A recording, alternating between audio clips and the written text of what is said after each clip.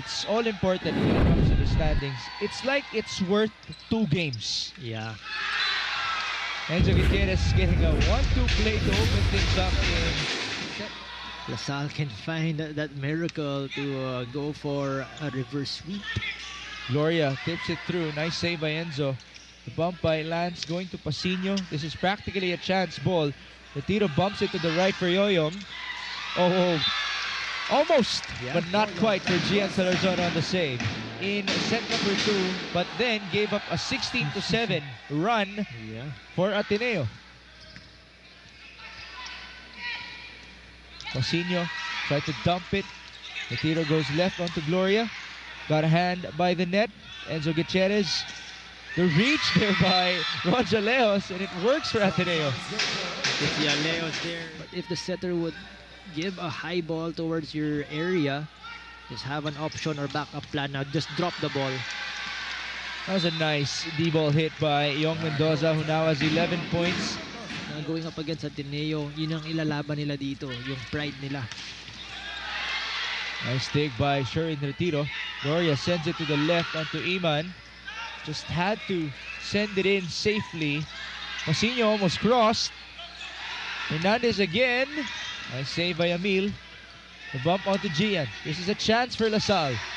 NJ chooses Isa. Nice reach by Isa Oseini. 6 points in this game. But remember, he's their leading scorer in the season. Oseini as a middle blocker is number 6 among all scorers in the UAAP. There you go. Almost back-to-back. Pasino sends it through. Banjit onto the left. It's Hernandez. Okay, right there for it. Enzo. Balik kay Amar. Still good. Hernandez. Got a hand by the net. Gutierrez. Same guy who explodes from the back. Amar Opeke. Maniniwala ko pag may sinabi siya eh. Si Coach Vince talaga, I've been teammates with him for I think 2 conferences. Kamusta naman? As Ateneo gets an easy kill here. Yun yung napansin ko dito kay Coach Vince Mangolabnan. I'm sure hindi ka na nagulat na nag-head coach na siya. Gutierrez goes on to Castro. Great denial by Isa Oseini. And this is a free ball of the ages. Oh! It was an overpass! At regalo yun para kay Gian Salarzon. Napansin ko rin dito, Migs, for LaSalle, yung energy nila, yung enjoyment nila sa loob ng court na wala. Like nung first set, sobrang taas, yeah, no? they were really enjoying, running around, really rejoicing each other. That's not going to go through anymore for DLSU. Ateneo leading 7-5. Yung gusto nila, high risk, high reward. That's a float. Gutierrez goes to the D ball.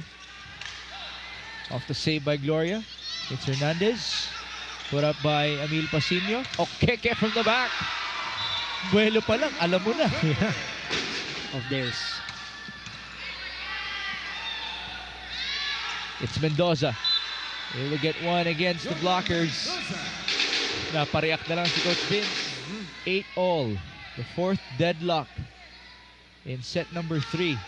We've had 19 total deadlocks so far in this game. Okeke is denied! And that makes me look at Coach Vince. Mahirap din naman talaga ibalasa yan. Just wait and see if there will be changes as Brian Castro gets a point back. Automatic point for Ateneo. Gloria, nice approach. Yun ang bawi mo. 11-10, Enzo Gutierrez serves. Not the best of passes by Retiro. Isa sends it through. Tough save for De Castro. Pasino will give up free ball. Babalik si Gian Salarzon. Papasok si Young Mendoza. At pupuntos para sa DLSU. So may mga ganong controversies yun eh. As long as the ball did not touch the line, it's outside for us. Pasino. Nice cross. Mendoza sends it back. Enzo, same guy, bit tight, but still it worked for Emil. At that time, Pasino changes his angle, no? How agile a player he is. That second attempt is going a deeper attack penetrated well or established well in terms of blocking. Gloria able to get one back. Piso-piso tayo dito. In terms of blocking, freeing up Gloria on that attack. Pasino down the line. Retiro right there for it. Tough save by LaSalle. Here's the counter. An easy one for Gian Salarzon. That's a free ball there for Ateneo.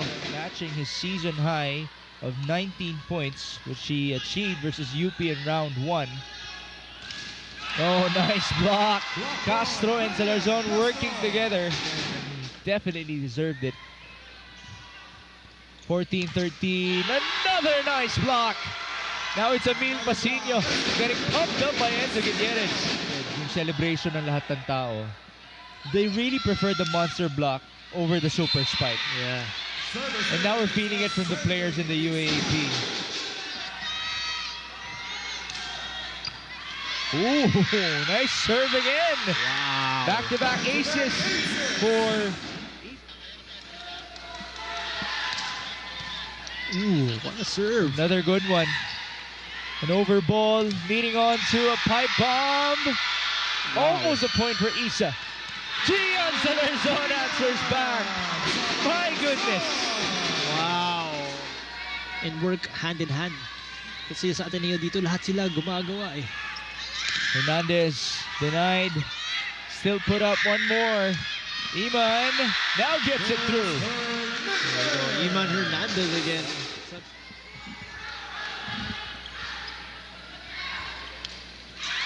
The 1-2 did not work for Gutierrez. A chance on the other end. Hernandez. The save by De Castro. Now it's Gian. And he gets the ball touch. Now the standings now, they're going up against.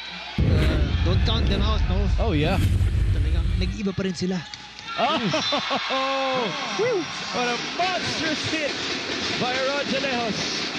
Clutch time in set number 3. Mabawi. Ayun ang gusto ni Coach Vince Mangulabnan. Better pass. Ooh, the set wasn't too good for Gloria. Here's the counter. Salarzon scoring off the block. He's having Aymar Okeke wanting to end this game as early as possible. Placement serve, and it works. That's the hard serve that Alfred has been talking about. Yeah. Yung composition of the players. Reception really has been a challenge for LaSalle. Gloria gets a point back. This will be a big point for LaSalle. Can they get it? Gutierrez. Salarzon denied. Good coverage by De Castro. One more. Down the line for Gian Salarzon. Yeah.